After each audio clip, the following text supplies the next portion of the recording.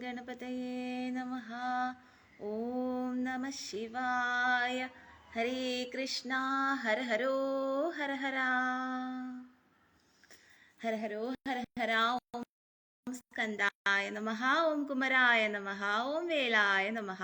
വേൽമുരുക ഹരോഹര. വേലായുധ ഹരോഹര. ആരെങ്കിലും ഉണ്ടോ ലൈവില്? ആരെയും കാണുന്നില്ല.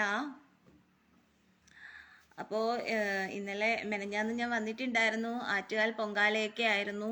അപ്പോൾ അതിൻ്റെ വിശേഷങ്ങളൊക്കെ പറഞ്ഞിട്ടുണ്ടായിരുന്നു. എൻ്റെ കാര്യങ്ങളൊക്കെ പറഞ്ഞ് ഞാൻ ലൈവ് ചെയ്തിട്ടിട്ടുണ്ട്. അത് തീർച്ചയായിട്ടും എല്ലാവരും കാണണം കേട്ടോ. അപ്പോൾ ഇന്ന് നമ്മളിപ്പോൾ വായിച്ചുകൊണ്ടിരിക്കുന്ന സ്കന്ദപുരാണമാണ്.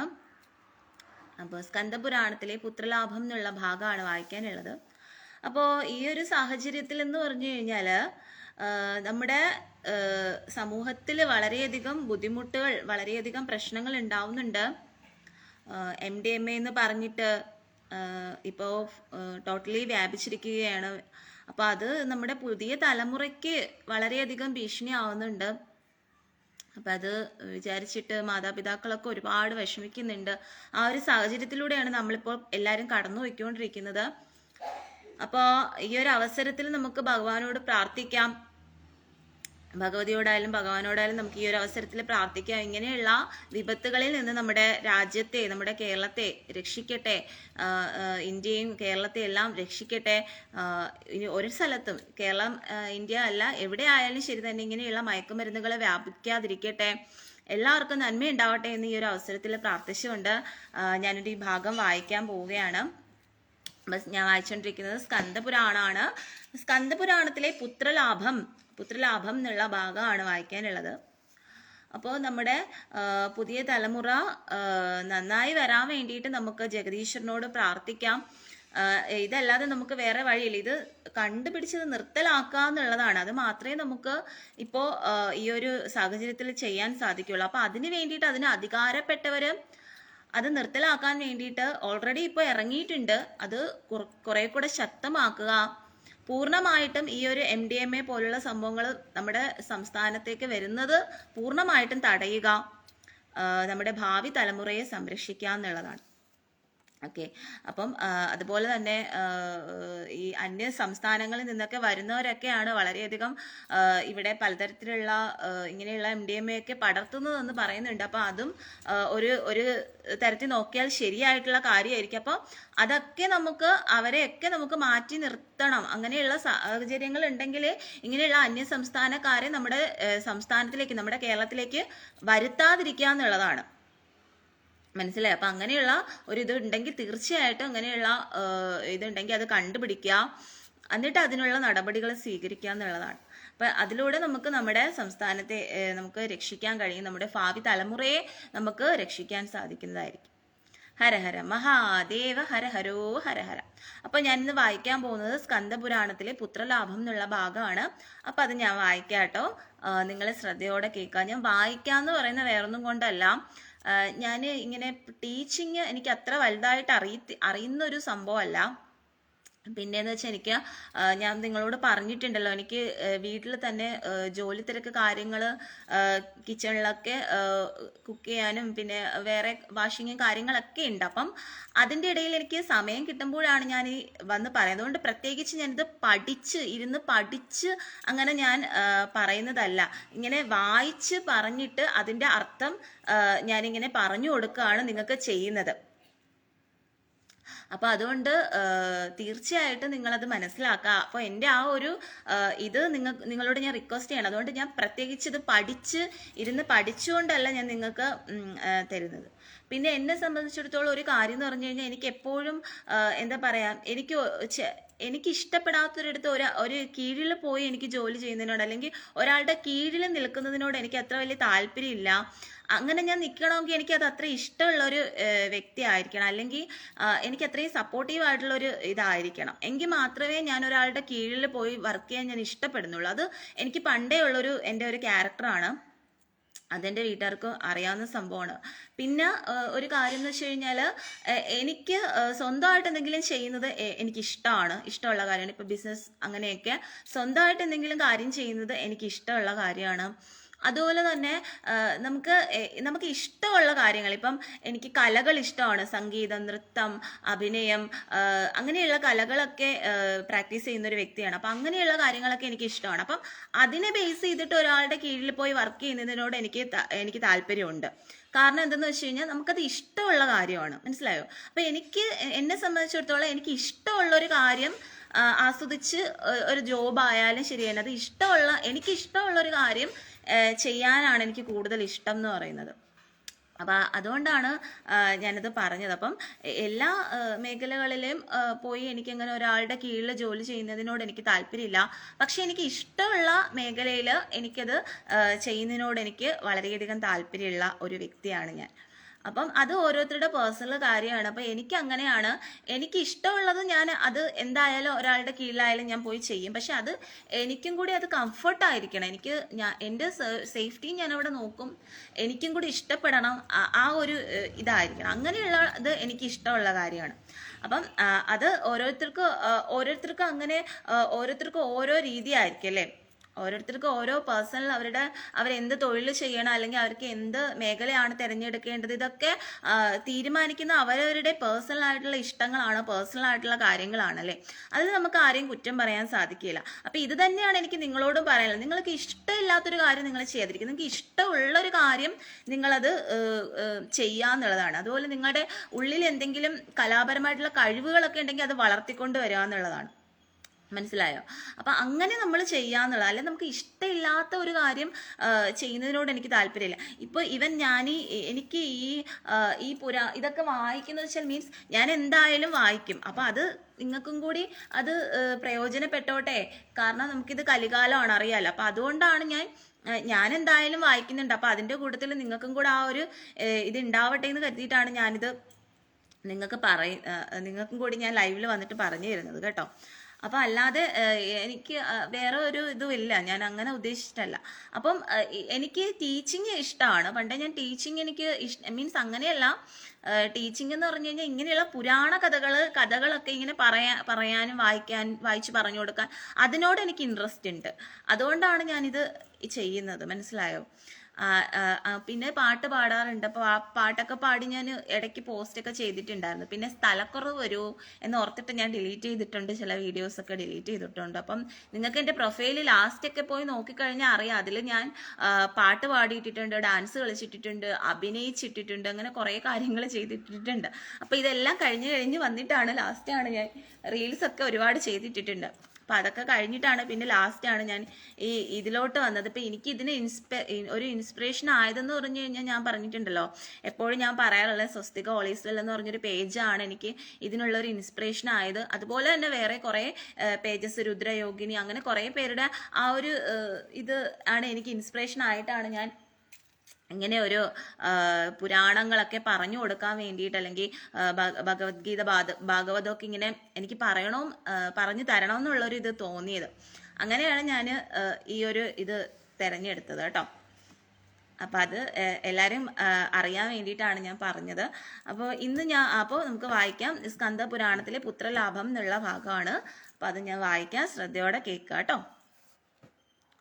തെരുവീഥികൾ വൃത്തിയാക്കുന്നതിനും വിറക് വെട്ടുന്നതിനും മത്സ്യങ്ങളെ പിടിക്കുന്നതിനും മറ്റും ശൂരപത്മാസുരൻ ദേവന്മാരെ നിയോഗിച്ചു. അവരുടെ കഷ്ടപ്പാടുകൾ കണ്ട് അസുരേന്ദ്രൻ പൊട്ടിച്ചിരിച്ചാനന്ദിച്ചു. അപ്പൊ ഈ ശൂരപത്മാസുരൻ എന്ത് ചെയ്യുകയാണെന്ന് വെച്ചാൽ, ഈ ശൂരപത്മാസുരന്റെ കൂടെയുള്ള അസുരന്മാരെ എല്ലാവരും ചേർന്നിട്ട് ദേവന്മാരോട് എന്ത് പറയണം, മത്സ്യങ്ങളെ പിടിക്കാനും അതുപോലെ വിറക് വെട്ടാനും തെരുവീഥികൾ വൃത്തിയാക്കാനും ഒക്കെയുള്ള അങ്ങനെയൊക്കെയുള്ള ജോലികളൊക്കെ ദേവന്മാരെ ഏൽപ്പിക്കുകയാണ്. അപ്പൊ ദേവന്മാർ ഇങ്ങനെയുള്ള ജോലികളൊക്കെ ചെയ്യുന്നത് കാണുമ്പോൾ ഈ ശൂരപത്മാസുരൻ എന്ത് ചെയ്യുകയാണ്, അട്ടഹസിച്ച് ചിരിക്കുകയാണ്. തങ്ങളുടെ വിധി വൈപര്യത്തെക്കുറിച്ചോർത്ത് ദേവന്മാർ ദുഃഖിച്ചു. ശൂരപത്മാസുരന്റെ പത്നിയായ പത്മകോമള ഗർഭം ധരിച്ചു. യഥാകാലം അവൾ ഒരു ആൺകുട്ടിയെ പ്രസവിച്ചു. സന്തുഷ്ടനായ അസുര ചക്രവർത്തി തന്റെ ആശ്രിതന്മാർക്ക് പൊന്നാണയങ്ങളും പട്ടുവസ്ത്രങ്ങളും നൽകി ആ സുദിനം കൊണ്ടാടി. ദേവന്മാരും മഹർഷിമാരും അസുരന്മാരും അസുര ചക്രവർത്തി കുമാരനെ ആശീർവദിച്ചു. അപ്പോൾ തങ്ങളുടെ ഈ വിധി ഓർത്തിട്ട് ദേവന്മാര് വളരെയധികം വിഷമിക്കുകയാണ്. അതേസമയം തന്നെ ഈ അസുര ചക്രവർത്തിയുടെ ഭാര്യ അതായത് ശൂരപത്മാസുരന്റെ പത്നിയായ പത്മകോമള എന്നാണ് പേര്. അപ്പൊ ഈ പത്മകോമള ഗർഭം ധരിക്കുകയാണ്. ഗർഭം ധരിച്ചിട്ട് ഒരു ആൺകുഞ്ഞിനെ പ്രസവിക്കുകയാണ്. അപ്പൊ അതിൽ സന്തുഷ്ടനായിട്ടുള്ള അസുര ചക്രവർത്തി എല്ലാവർക്കും വിരുന്നുകളൊക്കെ ഒരുക്കുകയാണ്. അങ്ങനെ പട്ടുവസ്ത്രങ്ങളും അതുപോലെ തന്നെ നാണയങ്ങളും ഒക്കെ ഈ അസുര ചക്രവർത്തി എല്ലാവർക്കും ദാനം ചെയ്യുകയാണ്. സ്വർണ്ണത്തൊട്ടിലിൽ കിടത്തിയ ചക്രവർത്തി കുമാരനെ ദേവനർത്തകിമാരും അസുരകന്യകമാരും താരാട്ടുപാടി ഉറക്കി. ഒരു ദിവസം തൊട്ടിലിൽ ഉറങ്ങിക്കിടന്നിരുന്ന രാക്ഷസപുത്രന്റെ ദേഹത്ത് എങ്ങനെയോ സൂര്യകിരണങ്ങൾ പതിക്കാനിടയായി. ഉറക്കമുണർന്നു നോക്കിയ ബാലൻ സൂര്യദേവന്റെ ധിക്കാരം നിറഞ്ഞ പെരുമാറ്റത്തിൽ ശുഭിതനായി തൊട്ടിൽ നിന്ന് ചാടിയ അസുരകുമാരൻ ആകാശത്തേക്ക് ഉയർന്നു. ഞൊടിയിടയിൽ സൂര്യബിംബത്തെ പിടികൂടിയ പത്മാസുരപുത്രൻ താൻ ഉറങ്ങുന്ന തൊട്ടിലിന്റെ കാലിൽ ആദിത്യനെ കെട്ടിയിട്ടു. യാതൊന്നും സംഭവിക്കാത്തതുപോലെ ബാലൻ വീണ്ടും ഉറക്കമായി. അപ്പോൾ ആ സമയത്താണ് ഈ കുഞ്ഞിന്റെ ശരീരത്തിൽ ഇതേപോലെ സൂര്യപ്രകാശം അടിക്കുകയാണ്. അപ്പൊ ഈ സൂര്യപ്രകാശം വരുന്ന സമയത്ത് എന്ത് ചെയ്യുകയാണ്, ഈ കുട്ടിക്ക് വളരെയധികം ദേഷ്യം ഉണ്ടാവുകയാണ്. അങ്ങനെ ശൂരപത്മാസുരൻ അവിടെ വരികയും ആദിത്യദേവനെ ആ കുട്ടിയുടെ കട്ടിലിൽ പിടിച്ച് കെട്ടിയിടുകയാണെന്ന് പറയുകയാണ്. അതിനുശേഷം ദേവന്മാരെല്ലാം അവിടെ എത്തുകയും എന്നിട്ട് ഈ ശൂരപത്മാസുരനോട് ആ ആദിത്യ ഭഗവാനെ മോചിപ്പിക്കണമെന്ന് പറയുകയും അങ്ങനെ അവസാനം ആദിത്യ ഭഗവാനെ ആ കുട്ടി ക്ഷമിക്കുകയും ആദിത്യ ഭഗവാനോട് ക്ഷമിക്കുകയും അങ്ങനെ ആദിത്യ ഭഗവാനെ മോചിപ്പിക്കുകയും ചെയ്യുകയാണ്. ആ ഒരു ഭാഗമാണ് ഇവിടെ പറഞ്ഞത്. ഇനി അടുത്ത ഭാഗം എന്ന് പറയുന്നത് അജമുഖിയുടെ പുത്രന്മാർ. ശൂരപത്മാതി രാക്ഷസന്മാരുടെ സഹോദരി അജമുഖി അഹങ്കാരിയും ദുർവൃത്തിയുമായിരുന്നു. സ്ത്രീ സഹജങ്ങളായ സസ്വഭാവങ്ങളൊന്നും തന്നെ അവൾക്കുണ്ടായിരുന്നില്ല. അധർമ്മങ്ങളുടെ മൊത്ത പ്രതീകമായിരുന്ന അവൾ ദേവപത്നിമാരെ അപഹരിച്ച് സഹോദരന്മാരുടെ അന്തഃപുരങ്ങളിൽ എത്തിക്കുമായിരുന്നു. അവൾ മഹർഷിമാരുടെ യാഗങ്ങൾ നശിപ്പിക്കുന്നതിലും സുന്ദരമായ യുവാക്കന്മാരെ ബലം പ്രയോഗിച്ച് പ്രാപിക്കുന്നതിലും മിടുക്കുകാട്ടി. അപ്പോ ഈ ശൂരപത്മാതി രാക്ഷസന്മാരുടെ സഹോദരിയായിരുന്നു അജമുഖി എന്ന് പറയുന്ന ഒരു രാക്ഷസി. ഈ രാക്ഷസിക്ക് എന്ന് പറഞ്ഞാൽ സ്ത്രീകളുടേതായിട്ടുള്ള യാതൊരു ഗുണവും ഇല്ലായിരുന്നു.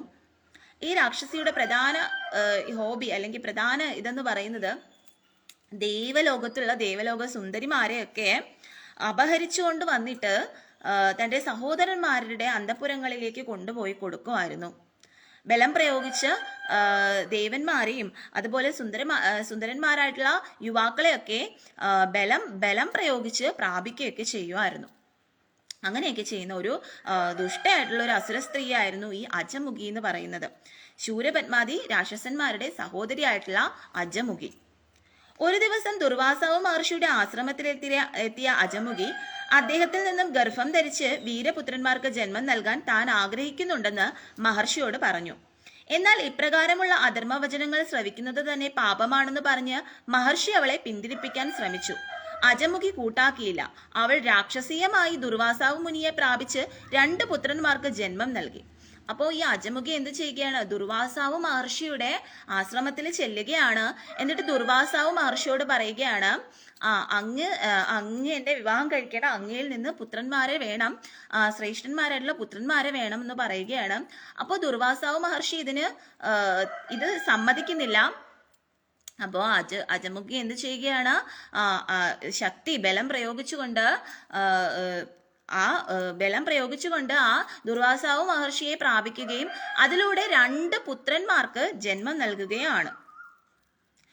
ഇല്ലുലനും വാതാപിയും. അപ്പം ഇല്ലുലനും വാതാപിയും എന്നാണ് ഈ 2 പുത്രന്മാർക്ക് നാമധേയം ചെയ്തത്. അജമുഖി തന്റെ പുത്രന്മാരെ താലോലിച്ച് വളർത്തി. ഒരു ദിവസം പുത്രന്മാർ പിതാവായ ദുർവാസാവ് മഹർഷിയെ കാണാൻ വന്നു. എന്തായാലും സ്വന്തം പുത്രന്മാരല്ലേ, അവർക്ക് എന്തു വേണമെന്നായി മഹർഷി. അപ്പോ അങ്ങനെ ഈ 2 പുത്രന്മാരും വളർന്ന് വലുതാവുകയാണ്. ആ സമയത്ത് അവരവിടെ ദുർവാസാവ് മഹർഷിയുടെ ആശ്രമത്തിൽ വരികയാണ്. അപ്പോൾ ദുർവാസാവ് മഹർഷി ഈ പുത്രന്മാരെ കാണുമ്പോൾ ഇത് തന്റെ പുത്രന്മാരാണല്ലോ എന്ന് ഓർത്തുകൊണ്ട് ദുർവാസാവ് മഹർഷി ചോദിക്കുകയാണ്, നിങ്ങൾക്ക് എന്ത് വരമാണ് വേണ്ടതെന്ന് ചോദിക്കുകയാണ്. പിതാവേ, അങ്ങയുടെ തപശക്തികൾ മുഴുവനും ഞങ്ങൾ കരുളി ചെയ്ത് അനുഗ്രഹിച്ചാലും എന്നായിരുന്നു ഇല്ലുലിനും വാതാപിയും ആവശ്യപ്പെട്ടത്. അപ്പോൾ ഈ എന്താ പറയാ, അസുരന്മാരുടെ തനി സ്വരൂപം തന്നെ കാണിച്ചു അല്ലേ അവിടെ. അപ്പൊ ഇല്ലുലിനും വാതാപി എന്താണ് പറയുന്നത്, തന്റെ പിതാവിന് ഇത്രയും വർഷകാലങ്ങളായിട്ട് തപസ് ചെയ്തിട്ടുള്ള ആ തപോബലം മുഴുവനും അവർക്ക് കൊടുക്കാൻ വേണ്ടിയിട്ടാണ് ഈ വാതാപിയും ഇല്ലുലിയും തന്റെ അച്ഛനായിട്ടുള്ള ദുർവാസാവിനോട് പറയുന്നത്. പുത്രന്മാരുടെ അതിമോഹം കേട്ട് ദുർവാസാവ് പരിഭ്രമിച്ചു. അപ്പം ഈ പുത്രന്മാരുടെ ഇങ്ങനെയുള്ള ഒരു അതിമോഹം കണ്ടിട്ട് ദുർവാസാവ് എന്ത് ചെയ്യുകയാണ്, വളരെയധികം പരിഭ്രമിക്കുകയാണ്. കഠിനമായ തപസ്സിൽ കൂടി താൻ നേടിയെടുത്ത വരസിദ്ധികൾ അവർക്ക് ദാനം ചെയ്യുവാൻ ദുർവാസാവ് മഹർഷി തയ്യാറായില്ല.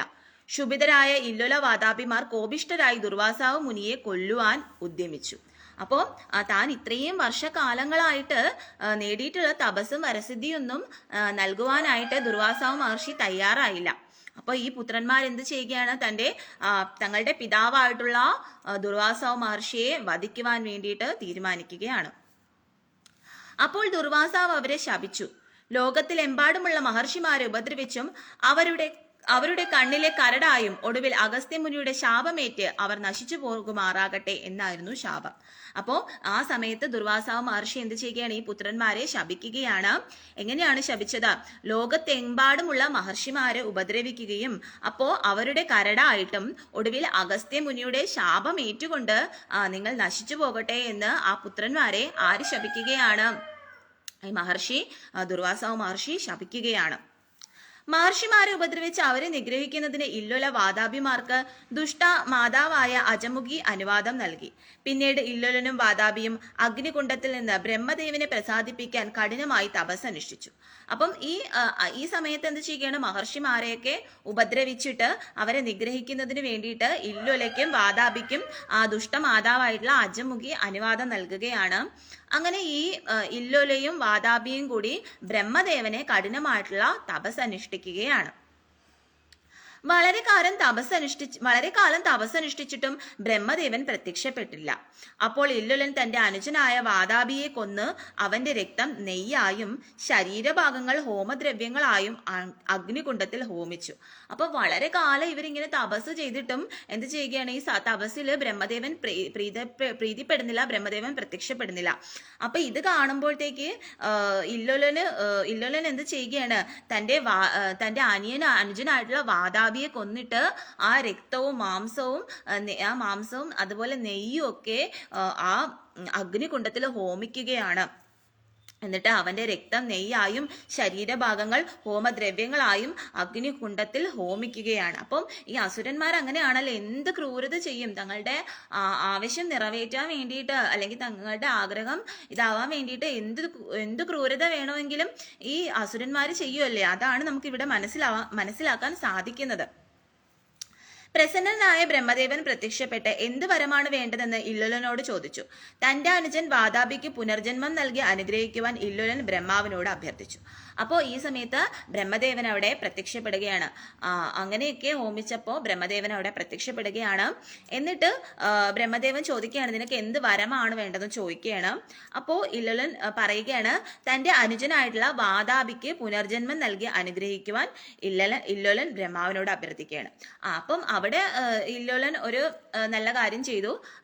താൻ കാരണം കൊല്ലപ്പെട്ട തന്റെ സഹോദരന് പുനർജന്മം നൽകുവാൻ വേണ്ടിയിട്ട് ഇല്ലോലൻ ബ്രഹ്മദേവനോട് ചോദിക്കുകയാണ്.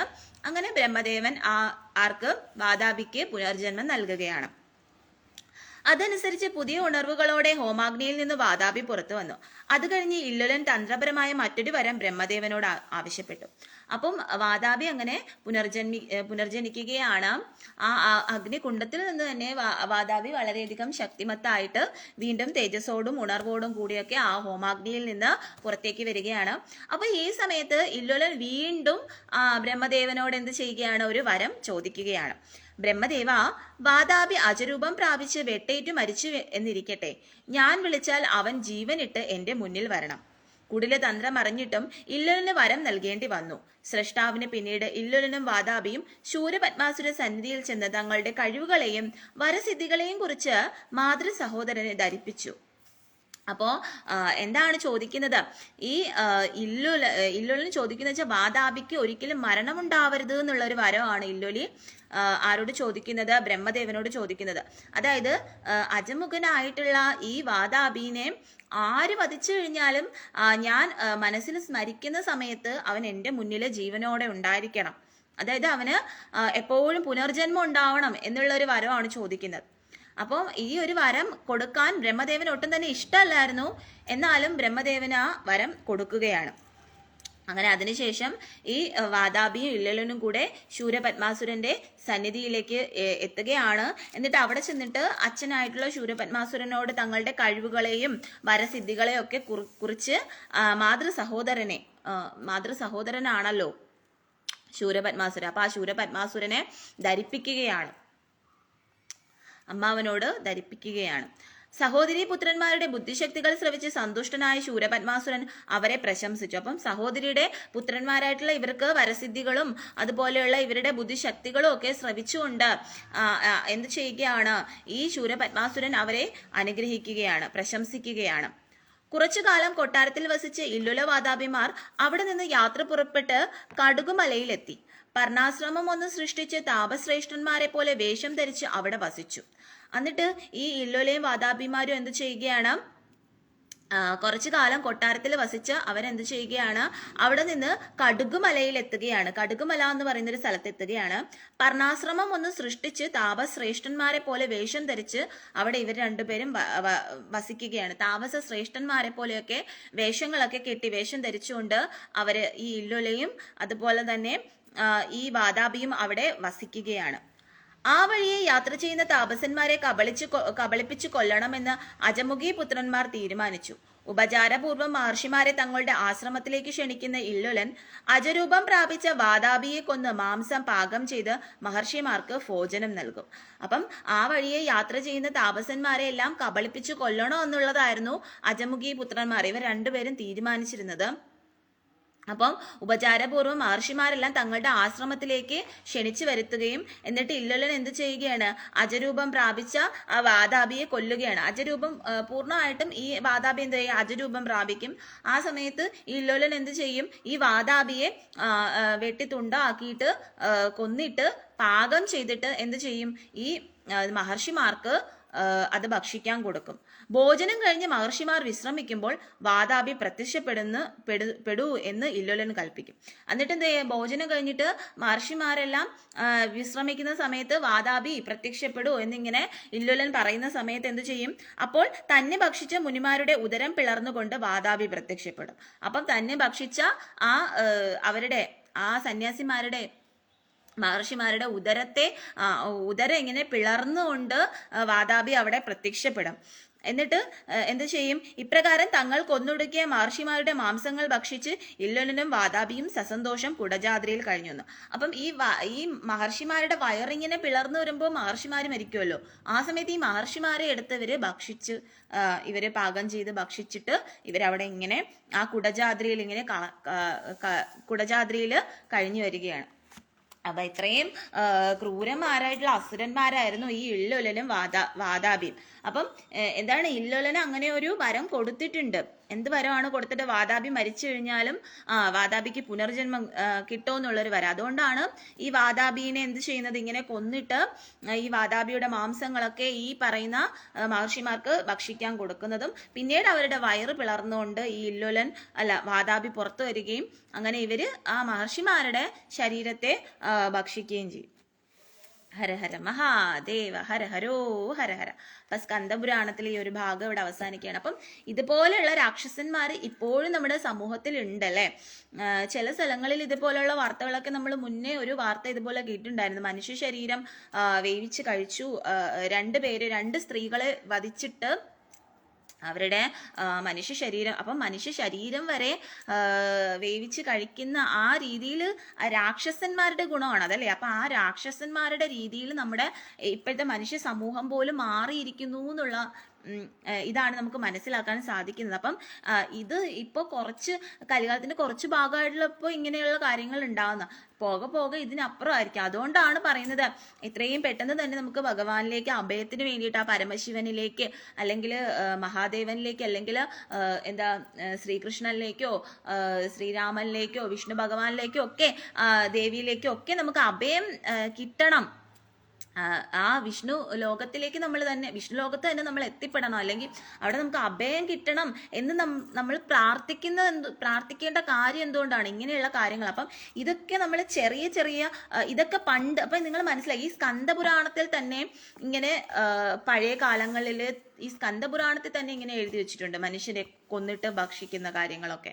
അപ്പം ഇത് തന്നെയാണ് ഇപ്പോൾ പല സ്ഥലങ്ങളിൽ ഇപ്പോഴും നമ്മൾ മുന്നേ ഒരു വാർത്തയിൽ നമ്മൾ കേട്ടതോ അല്ലെ. അപ്പം ഇതൊക്കെയെന്ന് പറയുന്ന പണ്ട് കാലം തൊട്ടേ നടക്കുന്ന കാര്യങ്ങളാണ്. അപ്പം ഈ രാക്ഷസന്മാര് അസുരന്മാരെന്ന് പറഞ്ഞാൽ അത്രയും ക്രൂരന്മാരാണ്.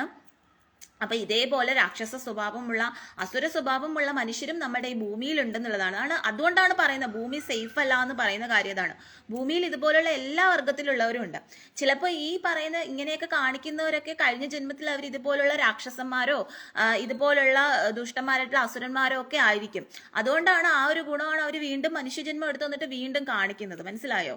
അപ്പൊ അതുകൊണ്ട് നമ്മളെ ഭൂമി എന്ന് പറയുന്ന ഒരിക്കലും സേഫ് അല്ല. അതുകൊണ്ടാണ് പറയുന്നത് നല്ലവരായിട്ടുള്ള മനുഷ്യരെല്ലാവരും എന്താ പറയാ രക്ഷപ്പെട്ടുകൊണ്ട് ആ നന്മയുള്ള ലോകങ്ങളിലേക്ക്, ആ ഭഗവാന്റെ ലോകങ്ങളിലേക്ക് പോകണം എന്ന് പറയുന്നത്. അതിനു വേണ്ടിയിട്ടാണ് ഈ ഹരേ കൃഷ്ണ നാമങ്ങൾ, രാധേ കൃഷ്ണ നാമങ്ങൾ, ഓം നമോ ഭഗവതേ വാസുദേവായ, ഓം മാ മഹേശ്വരായ നമ, ഇങ്ങനെയുള്ള നാമങ്ങളൊക്കെ നമ്മൾ പറയുന്നത് അതുകൊണ്ടാണ് കലികാലത്തിൽ. പിന്നെ വൈകുന്നേരങ്ങളിൽ വിളക്ക് കത്തിച്ച് എല്ലാ വീടുകളിലും പ്രാർത്ഥിക്കണം എന്നൊക്കെ പറയുന്നത് അതുകൊണ്ടാണ്. അപ്പോൾ കലികാലം എന്ന് പറഞ്ഞാൽ അങ്ങനെയാണ്, നമുക്ക് ഒട്ടും പ്രെഡിക്റ്റ് ചെയ്യാൻ കഴിയാത്ത കാലഘട്ടമാണ്. അതുകൊണ്ട് തന്നെ നമ്മൾ ഭഗവത് സാക്ഷാത്കാരമാണ്. അതുപോലെ ഭഗവാൻ ശ്രീകൃഷ്ണന്റെ കാര്യം ഞാൻ മുമ്പേ പറഞ്ഞിട്ടുണ്ടായിരുന്നു. അപ്പം ഭഗവാൻ ശ്രീകൃഷ്ണന്റെ ഭക്തിയിലോട്ട് വരുമ്പോൾ എന്ന് പറഞ്ഞാൽ ഭഗവാന്റെ ഓടക്കുഴലിലെ പൊള്ള പോലെ ആവണം നമ്മൾ. അതുകൊണ്ട് നമ്മൾ എവിടെയെങ്കിലും ആശ്രമത്തിൽ എവിടെയെങ്കിലും പോയി നമ്മൾ അവരെ കുറ്റം പറയാൻ ചിലപ്പോൾ നമുക്ക് കഴിയില്ല. കാരണം ഗോപികമാരുടെ ഭക്തി എന്നൊക്കെ പറയുന്നത് അങ്ങനെയാണ്. കാരണം 24 hours അവർ ഭഗവാനെ കുറിച്ച് മാത്രമാണ് ചിന്തിക്കുന്നത്. അവർ പാചകം ചെയ്യുമ്പോഴും അവർ മറ്റുള്ള എന്തെങ്കിലും ജോലി ചെയ്യുമ്പോഴും ഇങ്ങനെയൊക്കെ ഏത് ടൈമിലും അവർ ഗോപികമാരെന്ന് പറഞ്ഞാൽ ഭഗവാനെ കുറിച്ച് മാത്രമാണ്, ഭഗവാൻ ശ്രീകൃഷ്ണന്റെ ആ ഓർമ്മയിൽ മാത്രമാണ് അവർ ജീവിക്കുന്നത്. അപ്പൊ അതാണ് ആ ഗോപികമാരുടെ ഭക്തി എന്നൊക്കെ പറയുന്നത്. അപ്പൊ ഭഗവാന്റെ ഓടക്കുഴലിലെ വെറും പൊള്ളയായിട്ട് മാറണം നമ്മൾ. അതുകൊണ്ട് നമുക്ക് അറിയാൻ കഴിയില്ല. നമ്മൾ ശ്രീകൃഷ്ണ ഭക്തിയിലോട്ട് വരുമ്പോൾ നമുക്ക് ചിലപ്പോൾ ഒരുപാട് കഷ്ടപ്പാടുകളും ബുദ്ധിമുട്ടുകളും ഒക്കെ ഉണ്ടാവുന്ന കാര്യം, അല്ലെങ്കിൽ നമുക്ക് പല തടസ്സങ്ങളും പല കാര്യങ്ങളും ഉണ്ടാവുന്നത് എന്തുകൊണ്ടാണെന്ന് വെച്ചാൽ അത് ഭഗവാൻ ചിലപ്പോൾ പരീക്ഷിക്കുന്നതായിരിക്കാം. അതുകൊണ്ട് നമ്മൾ ഇന്നൊരു ആശ്രമത്തിൽ പോയതുകൊണ്ട് നമുക്ക് അങ്ങനെ സംഭവിച്ചു എന്ന് ചിലപ്പോൾ നമുക്ക് പറയാൻ കഴിയില്ല. ഞാൻ കഴിഞ്ഞ വീഡിയോയിൽ ഞാനൊരു ഇത് പറഞ്ഞിട്ടുണ്ടായിരുന്നു. അതുകൊണ്ടാണ് ഞാനിപ്പോൾ അത് ഞാൻ ക്ഷമ ചോദിക്കുകയാണ്. കാരണം നമുക്ക് ചിലപ്പോൾ പറയാൻ പറ്റില്ല, ചിലപ്പോൾ അതിലും ശരികൾ കാണാം. കാരണം ചിലപ്പോൾ നമുക്ക് കാരണം പറഞ്ഞിട്ടുണ്ട് ശ്രീകൃഷ്ണ ഭക്തിയിലോട്ട് വരുമ്പോഴെന്ന് പറഞ്ഞു കഴിഞ്ഞാൽ ഭഗവാന്റെ ഓടക്കുഴലിലെ പൊള്ളയാവണം. ഓടക്കുഴൽ എങ്ങനെയാണ്, അത് പൊള്ളയല്ലേ, അതുപോലെ നമ്മൾ പൊള്ളയാവണം എന്ന് ആയാൽ മാത്രമേ നമുക്ക് ആ ഭഗവാനെ കിട്ടുകയുള്ളൂ, അല്ലെങ്കിൽ ഭഗവാന്റെ ലോകത്തേക്ക് പോവാൻ സാധിക്കുകയുള്ളൂ എന്നാണ്. ഭഗവാന്റെ അടുത്ത് നിൽക്കാനും അങ്ങനെയൊക്കെ നമുക്ക് സാധിക്കുകയുള്ളൂ എന്ന് പറയുന്നത്. അപ്പം അതുകൊണ്ടായിരിക്കും നമുക്ക് ജീവിതത്തിൽ നമുക്ക് അല്ലെങ്കിൽ ശ്രീകൃഷ്ണ ഭഗവാനെ പ്രാർത്ഥിക്കുന്ന കൃഷ്ണ ബലരാമനെയൊക്കെ പ്രാർത്ഥിക്കുന്ന ആശ്രമങ്ങളിലൊക്കെ പോകുമ്പോൾ ചിലപ്പോൾ നമുക്ക് എന്താ പറയാ ഇങ്ങനെ ബുദ്ധിമുട്ടുകളും പ്രശ്നങ്ങളും പലതരത്തിലുള്ള കാര്യങ്ങളും ചിലപ്പോൾ കുടുംബത്തിൽ പല മരണങ്ങളായാലും ഇതുണ്ട്. അപ്പം ഇപ്പൊ ഞാൻ പറഞ്ഞ രാധ എന്ന് പറഞ്ഞൊരു എൻ്റെ ആന്റിയാണ് മരണപ്പെട്ടു. പക്ഷെ ആന്റി കുറേ നാളായിട്ട് കിടക്കുമായിരുന്നു, കുറെ നാളായിട്ട് വയ്യാതെ കിടക്കുമായിരുന്നു. അതുകൊണ്ടാണ് കിടന്ന് കഷ്ടപ്പെടുന്നത് ഇതായിരുന്നു. അതുകൊണ്ട് അത് നമുക്കൊരു ഇതാണെന്ന് പറയാൻ കഴിയും. അപ്പം അതുകൊണ്ട് ഓരോരുത്തർക്കും ഭഗവാൻ അത് ഓരോ സമയത്ത് അത് ഇതാക്കുന്നുള്ളതാണ്. അപ്പം അതാണ് പറയുന്നത്, നമ്മൾ അത്രയും പൊള്ളയാവണം. നമുക്ക് ചിലപ്പോൾ ഒരുപാട് ബുദ്ധിമുട്ടുകൾ, ചിലപ്പോൾ നമുക്ക് ഭക്ഷണം സമയത്ത് നമുക്ക് ചിലപ്പോൾ നമ്മൾ ആവശ്യമായിട്ട് കഴിച്ചുകൊണ്ടിരുന്നത് ചിലപ്പോൾ പെട്ടെന്ന് നമുക്ക് ഭക്ഷണം എന്താ പറയുക നമ്മൾ കഴിക്കുന്ന രീതിയിലുള്ള ഭക്ഷണങ്ങൾ ചിലപ്പോൾ നമുക്ക് കിട്ടിയെന്ന് വരില്ല. ചിലപ്പോൾ നമുക്ക് വിശന്നിരിക്കേണ്ടി വരുന്ന സാഹചര്യം ഉണ്ടാകും. ചിലപ്പോൾ ചില സ്ഥലങ്ങളിൽ നമ്മൾ എന്തെങ്കിലും കാര്യങ്ങൾക്കൊക്കെ അന്വേഷിച്ച് പോകുമ്പോൾ നമുക്ക് തടസ്സങ്ങൾ ഉണ്ടാവും, ചില കാര്യങ്ങൾ നടക്കാതെ വരാം, അങ്ങനെ പല പല പരീക്ഷണങ്ങൾ ഉണ്ടാവും. മനസ്സിലായി? അതാണ് ശ്രീകൃഷ്ണൻ എന്ന് പറയുന്നത്. ഭഗവാൻ ഒരുപാട് പരീക്ഷിക്കും, നമ്മളെ പരീക്ഷിച്ച്. അതുകൊണ്ടാണ് ചിലർക്ക് ശ്രീകൃഷ്ണ ഭക്തിയിലോട്ട് വന്നിട്ട് അവര് പൂർണ്ണമായിട്ട് അത് കണ്ടിന്യൂ ചെയ്ത് ചിലപ്പോൾ പോവാൻ കഴിയാതെ അവര് പകുതി വെച്ചൊക്കെ നിർത്തുന്ന കാര്യം അതുകൊണ്ടാണ്. കാരണം അവർക്ക് പല പ്രശ്നങ്ങൾ. പിന്നെ ഞാൻ പറഞ്ഞിട്ടുണ്ടല്ലോ, എനിക്ക് ചെറിയൊരു സർജറിയൊക്കെ ഇടയ്ക്ക് വന്നത്, അങ്ങനെയല്ല ചെറിയൊരു മുഴ പോലെ ഇങ്ങനെ വന്നത് സർജറി ചെയ്തിട്ടുണ്ട്. അത് എന്നായാലും അത് ചെയ്യേണ്ടതായിരിക്കും, അതുകൊണ്ടായിരിക്കില്ല. ഞാൻ ഒരു ഉദാഹരണം. അപ്പൊ എനിക്ക് കുറച്ച് ഇതൊക്കെ വന്നിട്ടുണ്ട്, എനിക്കും കുറച്ച് എന്താ പറയാ ഈ ശ്രീകൃഷ്ണ ഭക്തിയിലോട്ട് പോയ ടൈമിൽ എനിക്കും കുറേ ഇതൊക്കെ ഉണ്ടായിട്ടുണ്ട്. അതുകൊണ്ടാണ് ഞാൻ നിങ്ങളോട് പറഞ്ഞത്. അപ്പം അത് ഓരോരുത്തരുടെ ഇതാണ്, നമുക്ക് അതൊന്നും പ്രെഡിക്റ്റ് ചെയ്യാൻ കഴിയില്ല എന്തുകൊണ്ടാണ് അങ്ങനെ സംഭവിക്കുന്നത്. അതുകൊണ്ട് നമുക്ക് ആരെയും കുറ്റം പറയാനോ കുറ്റം പറയാതിരിക്കാനോ ഏതാണ് ശരി, പലരും പല ഇതിലാണല്ലേ ഭക്തി ചെയ്യുന്നത്. നമ്മളിപ്പോൾ ഓരോ പുരാണങ്ങൾ എടുത്തു നോക്കിക്കഴിഞ്ഞാലും ഓരോരുത്തർ എഴുതിയിട്ടുള്ള പുരാണങ്ങളാണ്. ഒരു പുരാണത്തിൽ പറയുന്ന രീതി ആയിരിക്കില്ല, അല്ലെങ്കിൽ ഒരു പുരാണത്തിൽ പറയുന്ന ഭക്തി രീതികൾ അല്ലെങ്കിൽ ഉള്ള കാര്യങ്ങളായിരിക്കില്ല വേറൊരു രീതിയിൽ പറയുന്നത്. അതിൽ വേറൊരു ഇതായിരിക്കും പറയുന്നത്. നമ്മുടെ പുരാണങ്ങൾ തന്നെ ചിലപ്പോൾ നമ്മൾ എടുത്തു നോക്കിക്കഴിഞ്ഞാൽ ഒരു കഥ തന്നെ പല രീതിയിലായിരിക്കും നമുക്ക് പറയുന്നത്. മനസ്സിലായോ? അപ്പം പല ഇതുണ്ട്. അപ്പം നമുക്ക് തന്നെ ടോട്ടലി കൺഫ്യൂസ്ഡ് ആവും. ഇതെന്താ ഇങ്ങനെ, ഈ പുസ്തകത്തിൽ ഇങ്ങനെയാണല്ലോ എഴുതിയിരിക്കുന്നത്, ആ പുസ്തകത്തിൽ ഇങ്ങനെയാണല്ലോ എഴുതിയിരിക്കുന്നത്, ഇങ്ങനെ നമുക്ക് ടോട്ടലി ഒരു കൺഫ്യൂഷൻ ഉണ്ടാവും. മനസ്സിലായി? നമ്മൾ ടോട്ടലി കൺഫ്യൂസ്ഡ് ആവും. അപ്പം അതാണ് നമ്മുടെ ഹിന്ദു എന്ന് പറയുന്ന, ഹിന്ദു ധർമ്മം എന്ന് പറയുന്ന, അല്ലെങ്കിൽ നമ്മുടെ ഈ സനാതനം എന്ന് പറയുമ്പോൾ അങ്ങനെയാണ്. നമുക്ക് ഒരുപാട് ഡൗട്ട്ഫുൾനെസ് ആയിട്ടുള്ള ഒരു ഇതായിരിക്കും, നമുക്ക് ഒരുപാട് കൺഫ്യൂഷൻ. അപ്പം അതാണോ ശരി, ഇതാണോ ശരി, അവർ പറയണാണോ ശരി, ഇവർ പറയണാണോ ശരി, ഏതാണ് ശരി, ഏതാണ് തെറ്റ്, ഇതൊന്നും നമുക്ക് പ്രെഡിക്റ്റ് ചെയ്യാൻ കഴിയില്ല. ചിലർ ഇതെല്ലാം അംഗീകരിച്ചു. ഞാൻ അങ്ങനെയാണ്, ഇത് എല്ലാത്തിനും അക്സെപ്റ്റ് ചെയ്യും, എന്നാൽ ആവശ്യമുള്ളത് അക്സെപ്റ്റ് ചെയ്യും. അങ്ങനെ മുന്നോട്ട് പോകുന്ന ഒരാളാണ്, വ്യക്തിയാണ് ഞാനെന്ന് പറയുന്നത്. അപ്പം അങ്ങനെയൊക്കെയാണ് കാര്യങ്ങൾ. ഹരഹര മഹാദേവ്. അപ്പൊ നമുക്ക് അടുത്ത ക്ലാസ്സിൽ ഇനി കാണാം. ഇനി ആരൊക്കെ വന്നിട്ടില്ലെന്ന് നോക്കാം കേട്ടോ. അനു, ഷിബിൻ രാജൻ, രേവതി, നന്ദു, ശ്രീരാഗ്, ഇത്രയും പേരെ വന്നിട്ടുള്ളൂ കേട്ടോ. ഞാൻ എന്തിനാ കള്ളം പറയുന്നത്? അപ്പം ഒരുപാട് വരുന്നത് ചിലപ്പം വരാറില്ല. കാരണം ഞാനിപ്പോൾ ചെയ്യുന്നത് വെച്ചാൽ ഡിവോഷണൽ വീഡിയോസാണ്, ഡിവോഷണൽ കാര്യങ്ങളാണ് പറയുന്നത്.